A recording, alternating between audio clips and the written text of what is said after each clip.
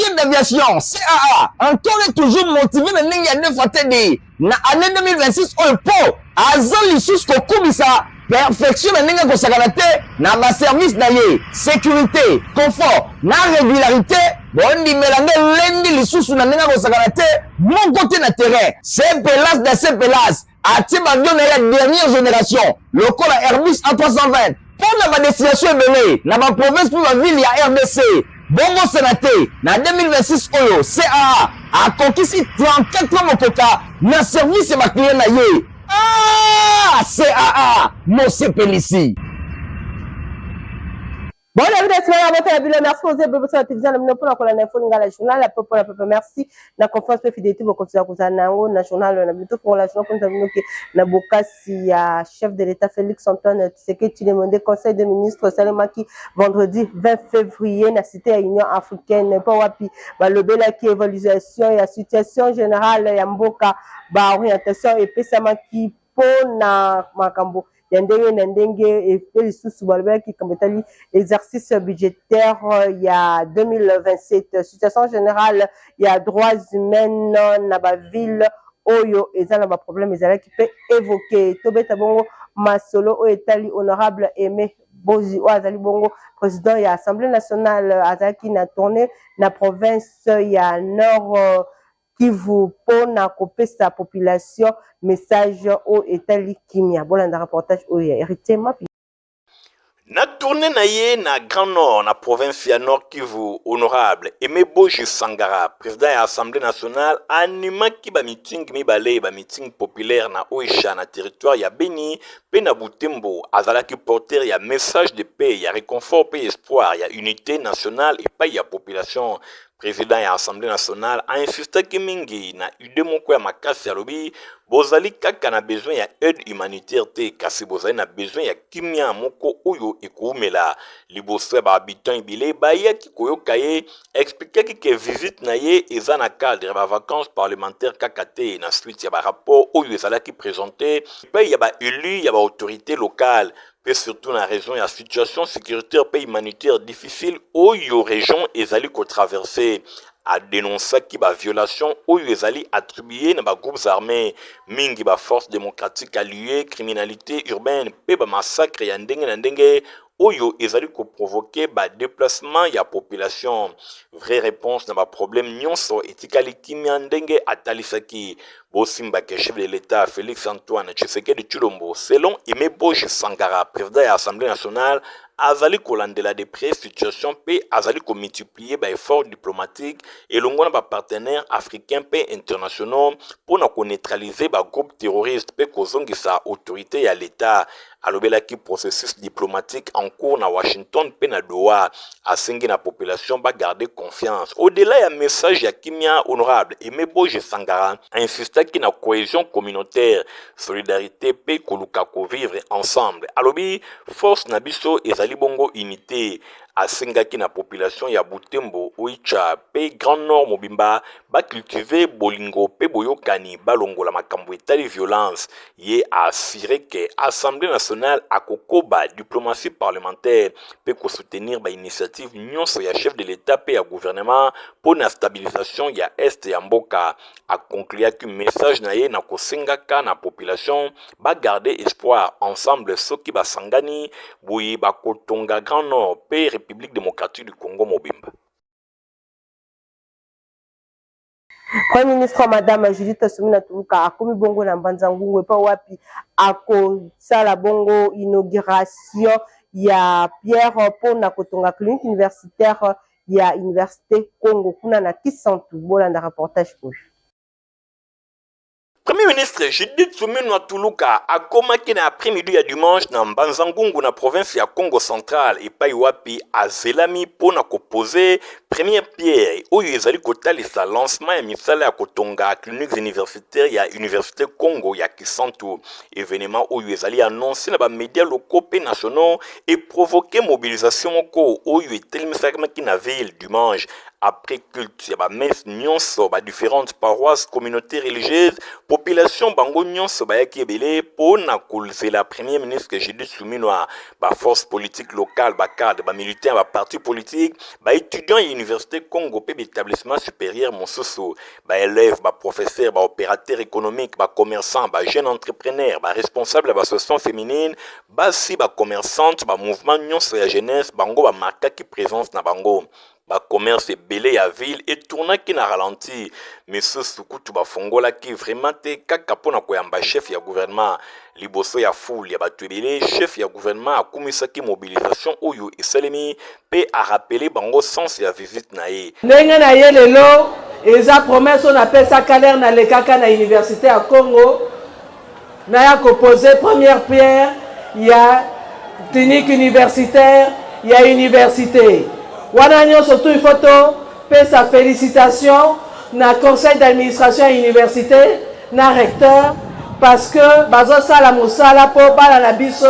bakoka kotanga ndenge sengeli ngai pe ndenge na ye eza poto tia maboko lobby ministre à santé kozala awa représentant ministre ya enseignement supérieur pe a kozala bakozala bango nyonso surtout nanga na conseil d'administration poto ko poser première pierre eza parce que ndenge mokonzi ya mboka pesi mitindo tolingi bana na biso bakoka kotanga na bacondition ndenge esengeli bongo te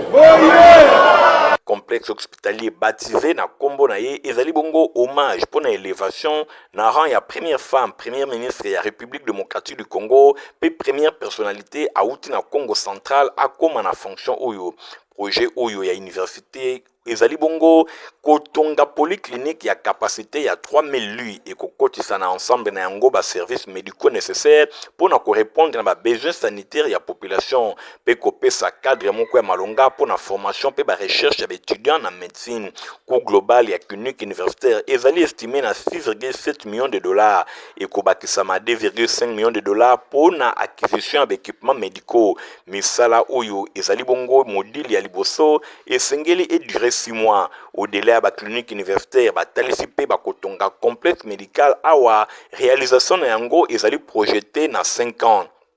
pour un montant à 50 millions de dollars oui ba collecte nyonso ko permettre ko mobiliser 40% ba fonds pe 60% et ko fungwa na investissement volontaire oyo ba bengami bongo ba copropriétaire ya projet.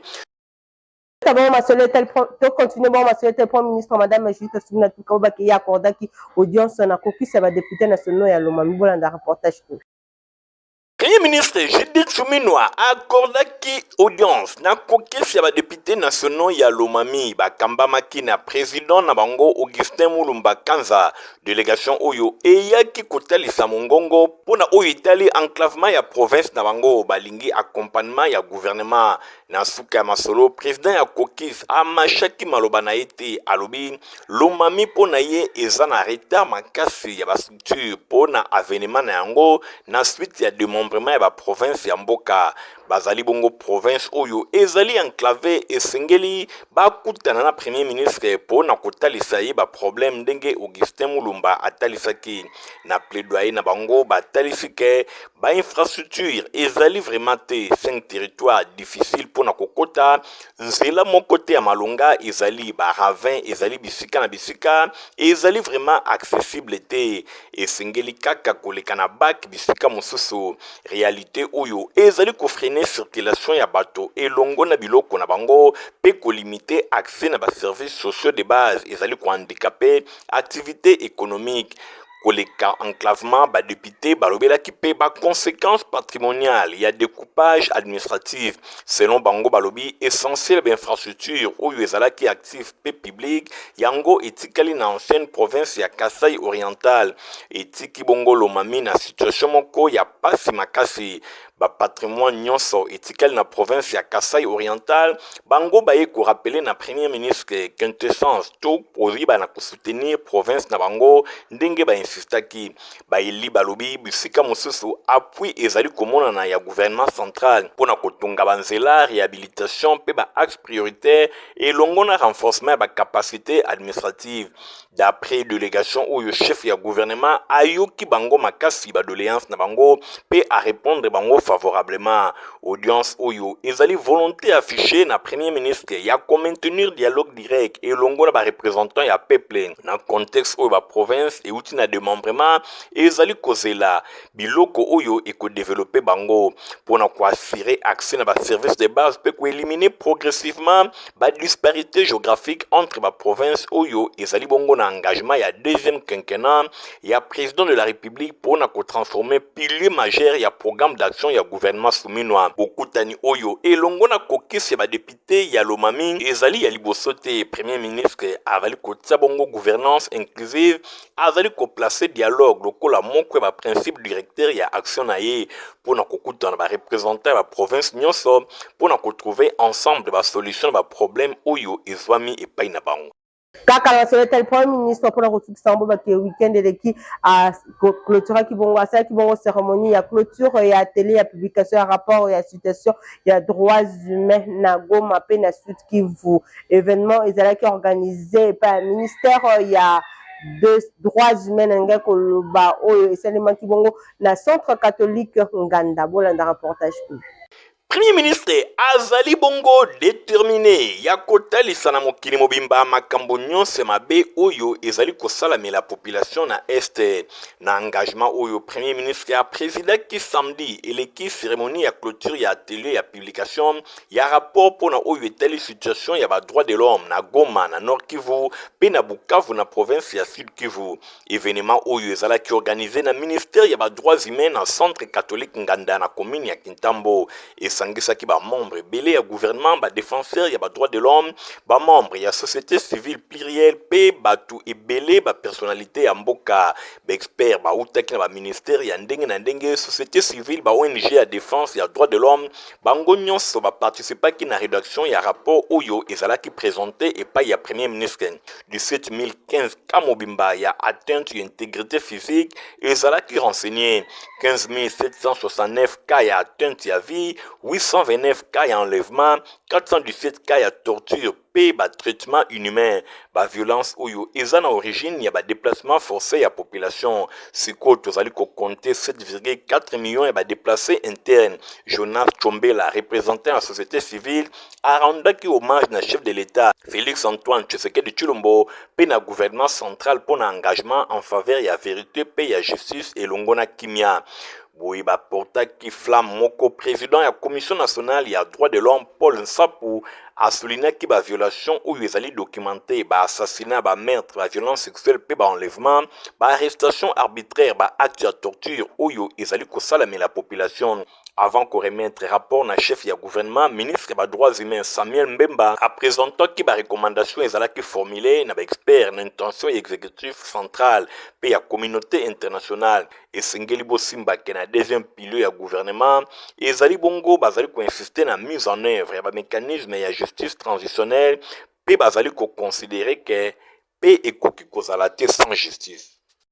Comité y a suivi, il y a prix, il y a produits pétroliers et certifiés qui jeudi 19 février 2026 gain global, il y a plus de 44 millions de dollars américains en faveur de l'État congolais pour le deuxième semestre 2025 dans la zone de consommation sud-est et à nord. Bon, dans le reportage Oyo, il y a Fabrice Lundom Périté Mapindem. Na République démocratique du Congo, gestion ya ba produits pétroliers et zali bongo ko franchir étape moko décisive. Bo simba pe boye ba ke comité ya suivi ya ba prix ya ba produits pétroliers CS PPP na mokuse ba certifié ki jeudi 19 février 2026 na Kinshasa ya gain global ya 44,4 millions de dollars américains mobimba en faveur ya l'état organisé na second semestre ya année 2025 na ba zone ya consommation Sud-Est pe Nord. Performance Oyo et outi kobakisama na 22,3 millions de dollars américains Oyo ezalaki enregistré na zone ouest na 4e trimestre ya année 2025. Ensemble ya ba chiffre Oyo ezali ko traduire évolution moko ya malonga na gestion ya ba perte pe ba manque à gagner. Boye communément appelé PMAG na mokuse Oyo ezalaki tango molai considéré lokola source ya déséquilibre budgétaire pour na l'état na biso.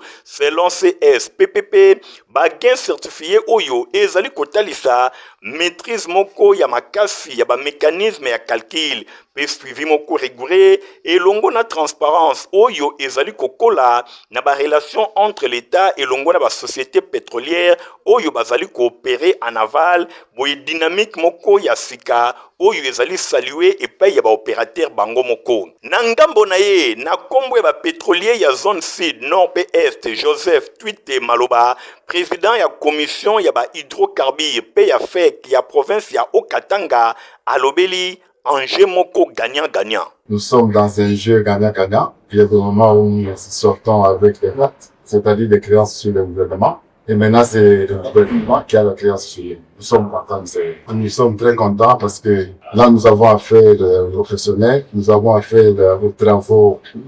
d'une haute transparence. Donc, les chiffres parlent d'eux-mêmes. Il n'y a pas un commentaire négatif. Présent à la session, il y a certification OYO, coordonnateur, il y a comité, il y a réglementation, il y a prix, il y a produits stratégiques. OYO a rappelé Mingi. Orientation, OYO et Pesami et pas il y a vice-premier ministre et ministre, il y a économie nationale, docteur Daniel Mukoko Samba, Oyo azali déterminé pour na ba prix juste,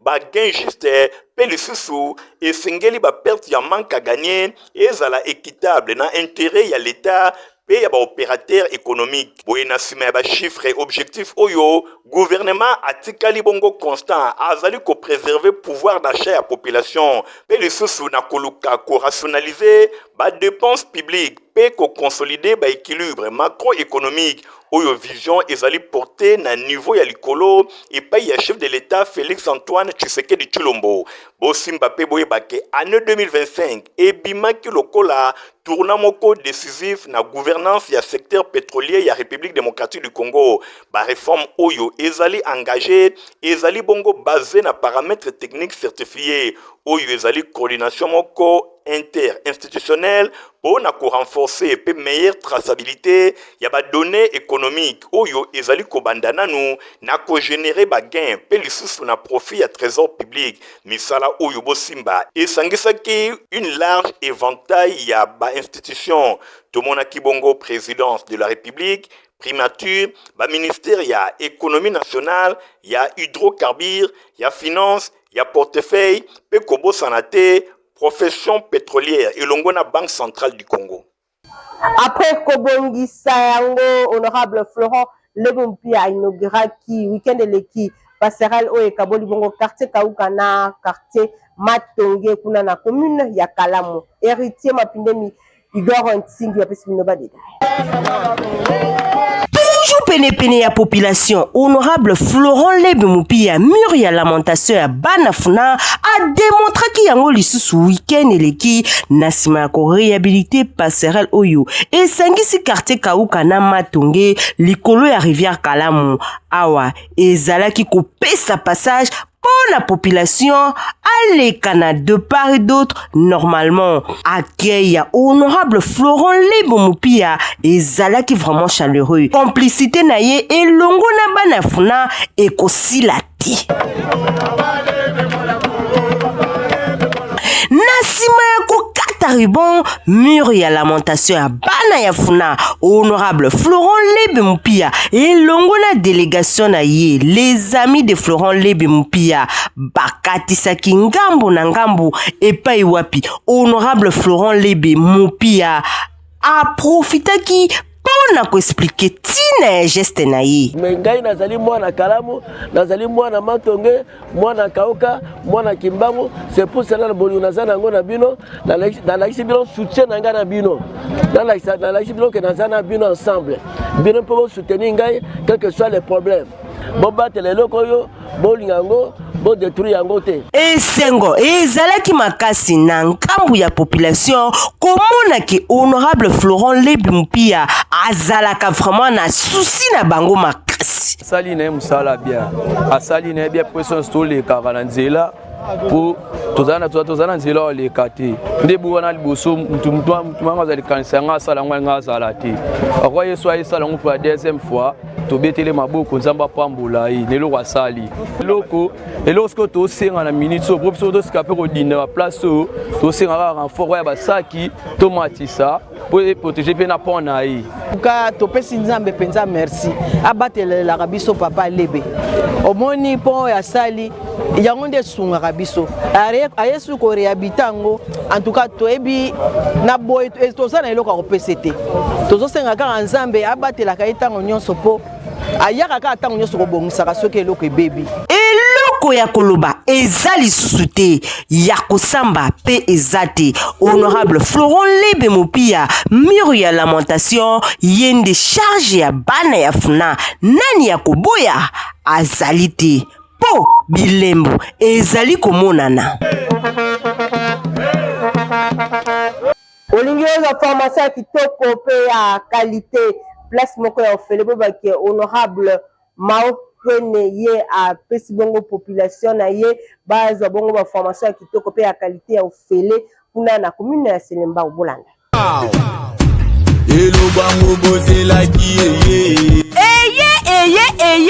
ONG de Congo de l'espoir ya mwana mboka honorable Mao Twene oyo bamesana kobenga ele responsable papa Selembao e fongoli ba porte pour na formation professionnelle ya ofele tolobi bien ya ofele na ba filière lokola auto école informatique coupe couture esthétique alphabétisation na langue toza bongo na anglais na français. Ah oui, ndenge kaka balobaka, y a pas un saut métier, y a que des sauts gens. Nde konangai qui dit bateo olobi babongisaka yango lelo. ONG de Congo de l'espoir ya mwana mboka honorable Mao Twene du le responsable papa Selembao et fongoli ba porte po na moto nyonso na Kinshasa en général pe na Selembao en particulier. Bozwa bango na adresse oyo route de Matadi numéro 3 bis quartier cité verte référence à Reliboulou na commune ya Selembao oza mobimba. ONG de Congo de l'espoir, la formation c'est nous.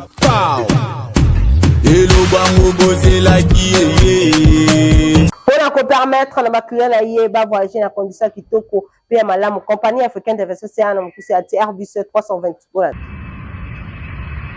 Ah oui, compagnie africaine d'aviation, CAA, encore et toujours motivé na ndenge ya defatedi na année 2026 opo azali sous kokubisa perfection na ndenge kosakana te na ba service na ye sécurité confort na régularité bondi melange lendi lisusu na ndenge kosakana te mon côté na terrain c'est pelas de ces pelas ati bavion na la dernière génération lokola Airbus A320 pour la destination ebele na ba province pour la ville ya RDC bongo sénaté na 2026 oyo CAA a conquis 34 mokoka na service ba client na ye. Ah, CAA Mose Pelisi. Initiateur ya complexe scolaire Maman Pemba honorable Nerombungu azaki na réunion moko ya kafu na ba différents responsables ya complexe scolaire Maman Pemba 1 et 2 wapepai apesi bango ba orientation ya ndenge na ndenge bona na reportage o ya Ladila Ndupe héritier mapindemi.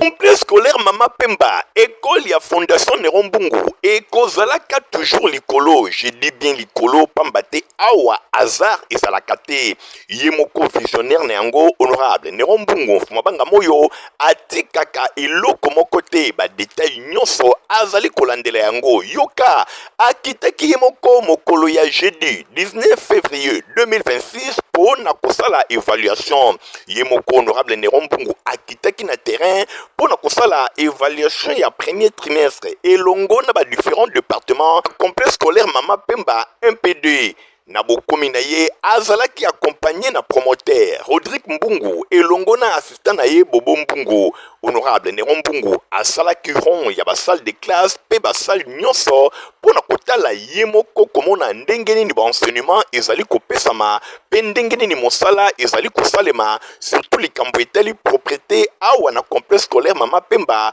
ezali pe eloko moko ya motuya. Honorable Nerombungu azwaki explication pa ya préfet Redi Basafu oyo atelisaki ndenge nini makambo ezali kotambola aprofitaki pe pona kosona ba mama oyo bazali kosala propriété na complexe scolaire Mama Pemba pambate yango ezali première règle ya santé na sima ya kosala ronde na basale de classe. Honorable Nerombungu akotaki directement réunion na département ya maternelle et pa wapi apesaki inscription claire et pa ya bato nyonso oyo bazali kosala to pe ko encadrer bana na section maternelle boye ba responsable na bango basalaki rapport ndenge makambo ezali kotambola pe bazwaki inscription claire et pa ya honorable Nerombungu na suka ya réunion moko ya ba responsable ya maternelle alimboli boye.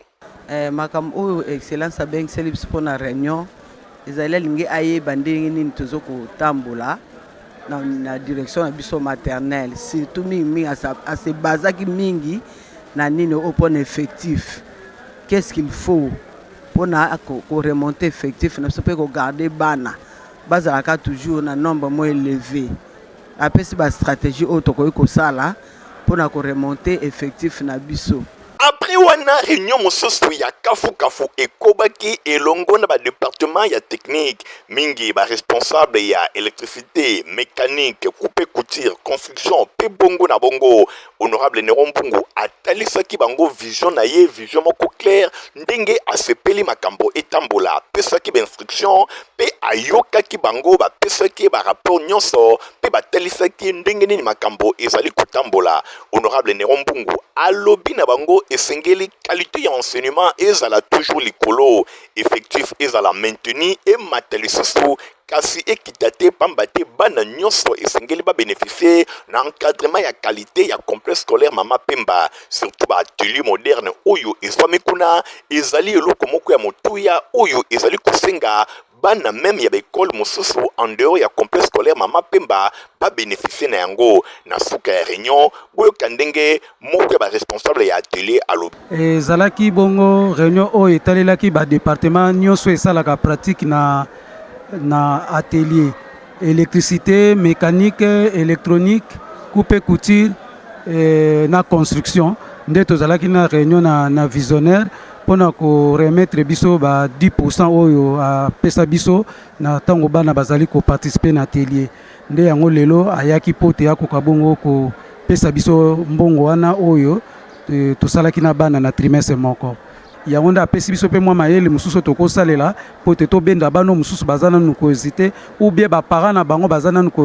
kohésiter kofutela bana na bango ba frère atelier nyonso wana ezali kotelisa souci oyo honorable Nerombungu azana yango pona komona formation ya qualité ekoba toujours na complexe scolaire Mama Pemba nyonso ezali kobungama na vision na ye moko ofuma banga moyo. Merci honorable.